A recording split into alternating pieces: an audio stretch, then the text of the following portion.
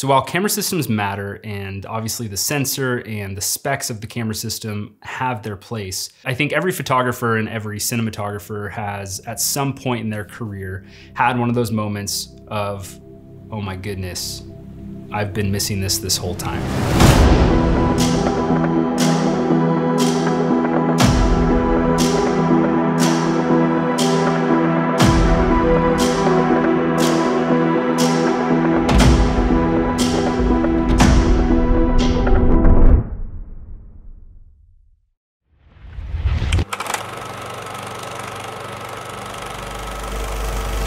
So recently I picked up the DZOFilm Catta Zoom lenses, and I have been blown away by their versatility and the image that they render. The Catta Zooms are made by DZOFilm, and it's a set of two different lenses, a 35-80 and a 70-135. Both wide open go to a T2.9 and all the way closed down to a T22. They come in several mounts, including EF, L, X, Z, and PL. They cover full frame, they have 16 iris blades, a front filter size of 77 millimeters, have incredibly well-controlled focus breathing, and are parfocal, which is the ability to maintain focus throughout any of the zoom range, which is essentially a must-have for any zoom cinema lens. So talking about these lenses, one thing I love about them is just the way that DZO lenses in general render images.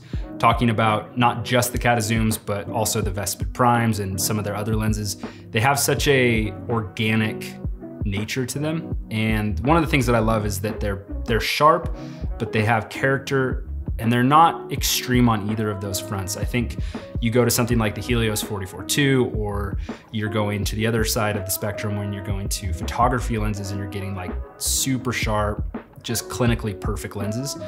One of the cool things about these is that they kind of sit so perfectly in the middle. They have this beautiful character and really provide what I would say is a very filmic image.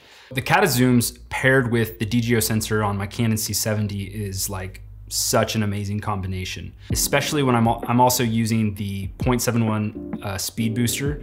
So basically I'm getting a true full frame equivalent 35-80, 70-135. And that I find is a pretty much perfect coverage as far as the focal ranges I need.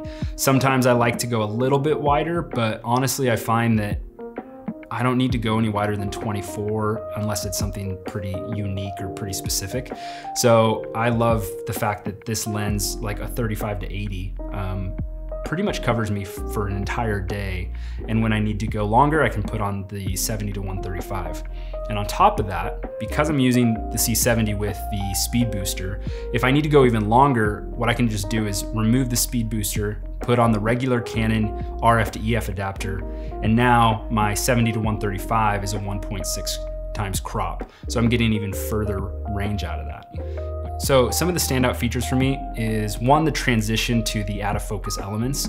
This lens has such a beautiful out of focus fall off that's kind of hard to explain if you aren't used to really looking for it, but it's something that it's one of those intangibles that you know you like it, but you don't know exactly what it is. So I know that some people have said that their versions, they have a slightly different color temperature between the two lenses.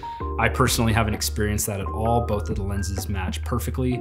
And for me, even if they were slightly different, I think it's a pretty easy, simple fix with a simple white balance fix in post. So for me, it's not a deal breaker when lenses are just a slightly different color temperature.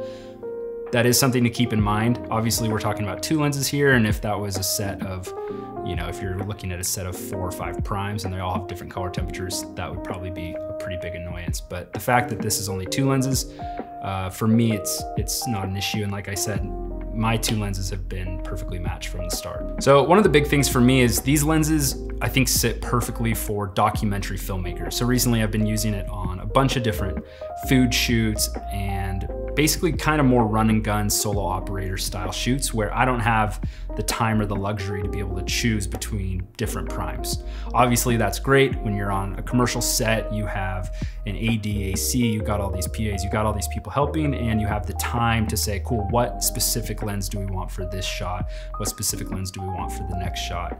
And so on and so forth. So one of the reasons I think that that's such a big deal is a lot of time on set, we might have the luxury of time to be able to switch between different prime lenses, but depending on the shoot you're on, sometimes things happen that you're not expecting, meaning there's a shot or there's an interaction or something's happening and you need to capture it really quickly, especially obviously documentary style, which means that when you're switching between prime lenses, you might miss shots. And I've found that the luxury, one of the biggest luxuries with these lenses for me is the fact that I can set one camera up with the 35 to 80, I can set up a B camera with the 80 to 135 or the 70 to 135, excuse me, and then I'm not gonna miss a shot, which is incredible and so nice to be able to go through a whole shoot day and be good to go. I don't have to have a whole case of lenses. I don't need to be fumbling around switching lenses. I'm just ready for whatever unfolds that day.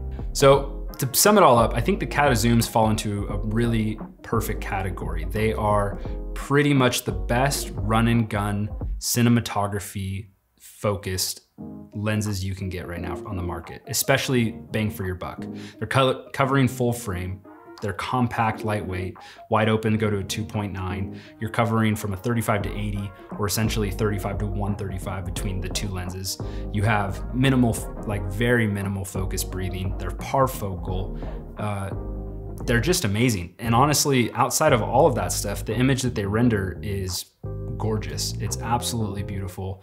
I've been so happy with these lenses and working with them and using them. How smooth pulling focus is on them. It's just, they've been really, really amazing.